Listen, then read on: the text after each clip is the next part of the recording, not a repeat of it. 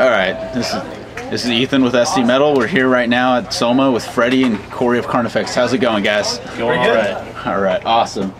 So, first off, how's the tour been so far? I mean, since your comeback, you've just been going at it. It seems like stronger than ever. So, how's that been going? It's been great. But yeah, we took a little break. It was needed. But even before that, we were at it nonstop. So, tour is work, and that's how we make money. So, we don't want to live on the streets. So, we just do whatever we can. Try and book our lives like a year or two in advance if we can. You know, so. Just try and get work lined up and just keep going. So it's been great. Tour's good. Good turnouts, good crowds. What more can you ask for, right? Our schedule's basically booked all the way through up to 2016. And then this tour's actually been really good because we've been playing to crowds that probably don't go to see us at the tours that we're normally on, because we usually play pretty strict death metal tours, and now getting away from that, and we're getting to see people that probably don't come to our shows because the other bands are just too extreme for them. Yeah, not trying to alienate our current fans, but you know, you can only get so far with a certain group, so we're just trying to grab the people that may not listen to this extreme of a metal. Like if the heaviest thing they listen to is like Parkway Drive or something, you know, we're trying to just see if anybody who may not go to the death metal or the deathcore or whatever kind of side of it, they're gonna see it, maybe they like it and come, you know, maybe start coming to shows when we're not with those bands. It definitely makes sense. I mean, like last time you guys came around, you were on the Devil Driver bill, so that was definitely a different feel compared to what you would normally expect from you guys. So, yeah, I mean that was a lot of death metal bands, and then like Revocation and like Rivers of Nile, Whitechapel. It's all. You know, those are sick bands to tour with, but the people that go to see them will come to see us because it's similar, very similar music. So definitely. So starting out. I mean, what was your influences first starting out as a band? I think it was different for everybody that's in the band. Everyone in the band didn't start the band together. So it was kind of, everybody has their own reasons for wanting to do it. All pretty similar, I'm sure, but you know, none of us really want regular jobs. So I think we're together now because of that common want to kind of decide our own lives and make money the way we want to, which is seeing the world and getting paid and meeting sick bands and just having a good time, you know? Yeah. I joined the music program in middle school, and I remember once I got to high school, my friends were trying to figure out a way how to incorporate that on their own time. And one of the easiest things, the most logical thing we came up with was, let's just start a band. Yeah, because I know you joined later on after Carnifex already started, so you were the newest member, correct? No, not now. I was at the time, and then and I joined in November 2007, and now Jordan, our lead guitarist, is the newest member. Okay, gotcha. So another quick question about the origins of the band. Who came up with the name Carnifex, and how did that, like, is there any specific meaning behind that? I believe a friend of Scott and Sean's was in the college writing class or something. They were doing some test, and the glossary was the word, and it was for that one it was like the Old English for the executioner or the executionary or whatever. The judge would send people to the Carnifex. So they were like, oh, pretty metal name. So there it is. That was our friend Karen. It was Karen. That's right. Karen came up. I always forget who it was, but yeah, their friend Karen. All hanging out, and they saw the word on the thing, so that's the Carnifex and the Iron Maiden, right? Yeah, I guess so. Yeah. And it's when you're writing stuff, it's mainly Scott who does the lyrically. Is it like musically? Is it a group effort, or is there a main person who writes? No, it's we're kind of like if you imagine like a group of writers writing for a TV show. They get together in a room, and all the main writers come up with ideas or parts of things, and then there's usually like a production writer or somebody that's there to see all the group idea and then put it on a board or something. Scott's kind of our producer, and then like a lot of us come up with riffs, and then every now and then we'll chain a few together, and then we share them amongst each other, and then like Sean does a lot of the drum programming for our pre-pro and stuff because he's the drummer, but we kind of give a lot of stuff to him if we don't have anything to go with it, and he can think of ways to work riffs together. So yeah, we get together and then we kind of write independently, and then we share our ideas with everyone, and then Sean kind of usually puts a song together, and then Scott will listen to it endlessly, and then he'll come back with ideas, and we'll adjust the song and try to make it where he's real happy with it, and then where we're happy with the differences and all that stuff. So yeah, it's definitely a group effort. If you look at it like a funnel, we're throwing our riffs in this funnel, and Sean's like the big wide part of the funnel. So he's like taking it in and picking what he likes from what we're submitting, and then he's got his stuff going on. But once you get to that small part of the funnel where it's just at the end, that's Scott taking everything that we've combined and come up with, and then he's throwing out what he doesn't like and confirming what he does like. That's definitely a good way to put it. So, speaking of writing, are you guys working on a new record currently, or? Yeah. We like to try and start, because we'll plan, all right, we want to put a record out at this time of year and this year, and so our best, most favorite stuff came from when we had a lot of time to write, and when we spend a year or 2 years writing a record, that's when we're happiest, because it gives us the most amount of time to say, all right, here's a done record, and then listen to it a lot, and then decide at some point, you know, this part's getting boring real fast, let's get rid of it and do something different. And then this one we're going to do things a little bit differently, but it's the same, but we're going to do it on a bigger scale and kind of space out certain studio times for things. So we have a new idea in mind, and I think it's going to help a lot too. Okay. So there's no set date yet for this, or is it just 2016? Yeah. Somewhere in that time frame. Next year sometime. Before we'd have to ride on the road as best as possible, because we were hitting it. We were touring 280 days out of the year, and then when we did the hiatus, it was the best time. It's like, well, just focus on writing music. Now we have to allot time to make sure we're allotting time just for writing in between tours. Okay. While trying to ride on the road. There you go. Starting out, how did you guys come together as a band? Like, where did you guys meet up at first when you first started?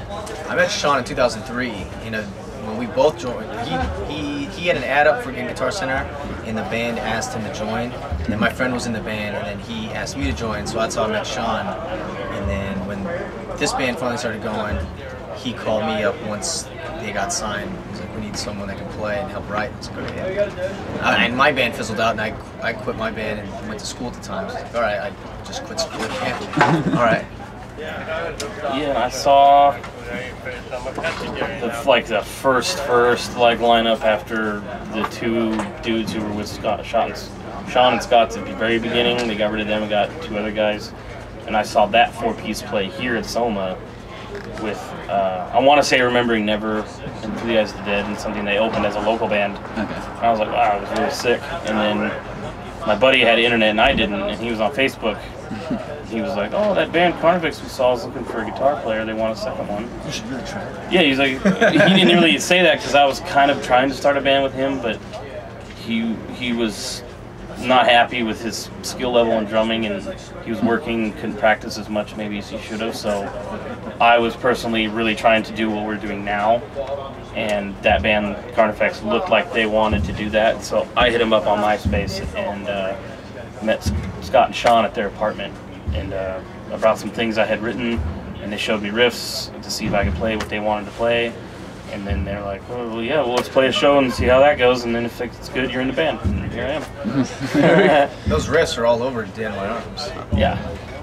I brought 5 or 6 with me because I was writing much slower music too, so I brought some stuff, and then we sped it up, and actually a lot of that made it on the record. Even some of the stuff I learned when I joined the band that they were writing already, that ended up on the record too.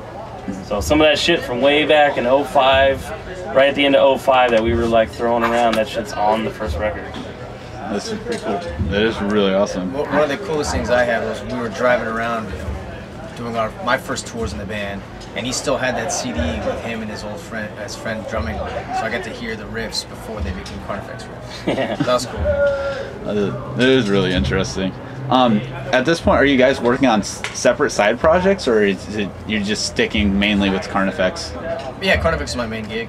Yeah, that's my only gig. I might like write music on my own, but it won't be a side project. It'll just be music since I have a recording program and a guitar, and I'm gonna try and get a bass so I can just learn more about it. I would like to in the future, after the band thing, or at some point get into music production and stuff. So I'm trying to get my hands on equipment and things and try and just learn shit. So yeah. It seems like the two common routes. It's either go into music production, or a lot of people nowadays have been doing side project on side project. Trying to start another fucking band right now, to be serious, it just seems so like shooting for the stars without a rocket. That's dumb. It seems impossible to me. Right. I am in another band with 2 friends that are super busy though, so it works out because we just meet up, and when we meet up, we might as well jam anyways, because that's the little time that we have to hang out. It's so little. It's like, let's just make the most of it. Let's just jam, and then we drink anyways afterwards. But it's nothing serious because they have their career paths right now, and I have this one. So it'd be kind of pointless to try to like make it our focus. So we just do that as kind of like our ritual. It's like, oh, we're hanging out, let's jam. We know these songs, we know, and we're always playing on our own too. So it's like, oh, I've been learning this song. Check this out, and then we just start jamming. So it's just more fun, and it just keeps my chops up. Yeah, it's just something to do off the road to unwind, I guess. So that's good. You also have a bunch of festival dates coming up. Yeah. So do you want to talk about that, or how it maybe differs for you compared to like a show here in the States where it's like a small club venue? We just played Never Say Never in South by So What, and to see like a U.S. festival versus a European festival is still kind of funny. It's just a different environment. So, they already did. I mean, we've done Cali Metal Fest and like New England Metal Fest a couple times, but those are indoors, so there's a set amount of people. The outdoor stuff's a little different. Never Say Never was outdoor. South by So What's outdoor. It was cool. It was a similar setup, but I think I feel like they're spending a lot of money for not a good setup. Europe's got it down. Like they do the rolling drum riser thing, so they bring. You know, if you're even if you're on a regular small stage, it's still huge. So there's a back area. They hire a real crew. You put your drums on, and then when the band before you's done, the lines come off, and you just roll the band out. And then the stage is big. They have a set gear set up, and you can bring your own heads. Like the efficiency is out of control out there. It's so good. They're all so cool, and the U.S. is. Not. It's so regimented. We'll pull up in the van, and they're like, here's your wristbands, here's your day sheet, here's your meal tickets, and then this is the area you're going to park your van for now, then this is the area you're going to go park your van when you're ready to play. This is your back room from this time to this time, and then we get in that back room, and then we get to set up our stuff, and then it's right next to the stage. You go around stage. Yeah. But then out here, it's just Europe. Like we show up in the States, and then it's like, luckily, like the last place we played, one was a racehorse track, and then another one was a baseball field. I mean, South by So It was sick, but you had to park nowhere near any of the stages. The back rooms are nowhere near anything. Not every band got one, so it was like, if you have friends that are in one, you get to hang out, otherwise you're in your van. You had to golf cart the gear over. The security were dicks. They did have a cool system with the golf carts towing your stuff, but then once you got to the stage, this was kind of funny. They had 2 drummers just side by side, so one band's playing on the full stage while another band is setting up right alongside them. It's pretty funny. So I mean, like, you can't use the whole stage because there's people doing things, and it's stupid because you're trying to have a show and there's people setting up drums, and then the sound guy walks out to the front of the stage right next to where you're headbanging, puts a mic on the thing, and it's like, it's just stupid. The fests are cool. It was fun. We were really happy to be there. But I'm glad the crowd is willing to put people up with that run it just aren't. Like either they're new or they just have this way of doing it, and that's how they're going to do it. But you know, something about Europe and Germans, man. It's they're much just more on efficient that shit, man. We're playing Extreme Fest, we're playing Brutal Assault, we're playing Metal Days, we're playing our first Spanish festival, Resurrection Fest. Trying to think what else. Oh, Grows Rock. Oh, we're finally going to Wacken. Wacken. Oh, finally made it. 2015. Awesome. Finally playing Wacken. We're going to South Africa for Witch Fest, Cannibal Corpse, and Behemoth. And Epica. It's going to be great. There's a lot of other bands I just can't remember right now, everybody. I know Hatebreed's on that one too. Yeah. We're playing another one. I forgot what it's called, but I'm really stoked because I finally get to see Strung Out again. It's been years. I've never seen them. I was thinking that's going to be good. And we're playing all 5 PureCon Fests across Germany. So Oh wow! They've been doing those for a few years, and we finally got on, but we're getting to play all 5 of them in 1 year. It's pretty cool.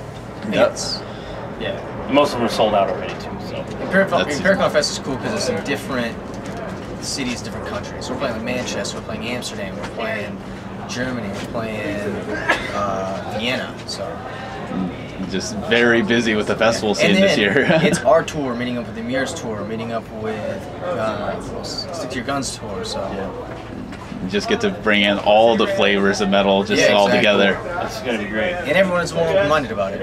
Yeah. Super excited for all the shows and all the stuff coming up, but some of these flights, man. We're gonna be dead on the flying sucks, especially when someone like me, I've got vices of cigarettes and stuff, and you can't do any of that on a plane, and you just you sit there, and I'm too big for the seats because I've made bad life choices. But yeah, flying is the worst part about this whole touring thing. I hate flying. I've never really liked it that much. When I was a little kid, yeah, because you're a fucking metal thing and you're flying and you're like 4 or you're 8 or whatever, you can fit in the seat. But as an adult, flying is not. It sucks. It sucks. The only thing I look forward to about transatlantic flights is catching up on all the movies I missed all year. That's it. If you can stay awake to watch them. Yeah. I swear they put melatonin in the air or something on those planes because you can get on fully rested, watch a movie, and then you're out. And that's the good thing. I mean, you get to catch up on sleep at least, but otherwise, it's probably not the most comfortable place to sleep for 18 hours. No. And then if you end up sleeping the whole flight, if you have a day off and you get there, good luck on the day. And you're in a country you don't live in with no money, and you're stuck in a hotel room and nowhere to go, and you can't sleep. You don't even feel rested after sleeping on a plane.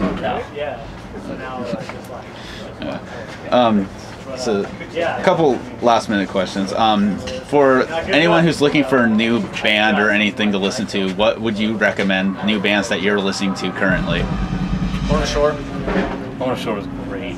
Rivers of Nile. Yeah, definitely. They got a new record coming out there in the studio right now. Yeah, and after I did that, I was like, man, if I have a... They've been around for a minute, but still rising. I think Viljarta is an extremely talented Swedish band. Fluge's latest record's amazing. Fluge is great. Damn it, there's another band I've been listening to that I can't remember right now, and I'm an idiot. It'll come to me in an hour. Once the interview's over, it's like... That's how it always works. Even like school-wise, it's like, there's the... At least you'll know. Yeah. We'll figure it out. So if you guys had the opportunity to play with any band, what band would you play with? In Flames. In Flames? Yeah. I would... It's going to be more than one band, but I would give anything to be on a big one-day festival with at least Slipknot, Deftones, and 311. I've seen them all. I've seen all the bands live, but to be able to be backstage and maybe run into some of those guys, and because we ran into Deftones at a festival a long time ago, and they were kind of running around. There wasn't any time to talk to any of them, but that would be cool to just like meet some of the people that brought me into the heavy scene of music, that kind of guided me to where I'm at. Definitely. I mean, that's going back to the whole Europe thing. I mean, that's the cool thing about those festivals is you get so many different bands that you would never see. Like, for example, like you mentioned, Epica and Cannibal Corpse on one bill. Like that does not work in most places. One year we played with Full Force in Europe, and I met Pat O'Brien and Corpse Grinder, and I took a picture with Pat O'Brien. And then the next Full Force, I met him in the same spot, took another picture with him. And then I got to, unknowingly at the moment, because I don't see their faces a lot, and I've never gotten a chance to see Meshuggah more than one time. I guess I hung out with those guys for a little bit, and I was unaware because I don't know I know Thomas Haig's face, and he wasn't there, and I know their singer's face, and he wasn't there. But I was talking to a couple of the other guys, Frederick, and it was just for a second, having a beer, made a joke, and we went and did something, and then later I saw him playing, and I was like, holy fuck, I was hanging out with those guys. I love Meshuggah, that's sick. So yeah, you get a chance to meet some of the people that either kind of guided you or influenced you, or someone you look up to in the playing. Like, just look up to those people. You just get to stop by and say hey and be a normal person with it for a second.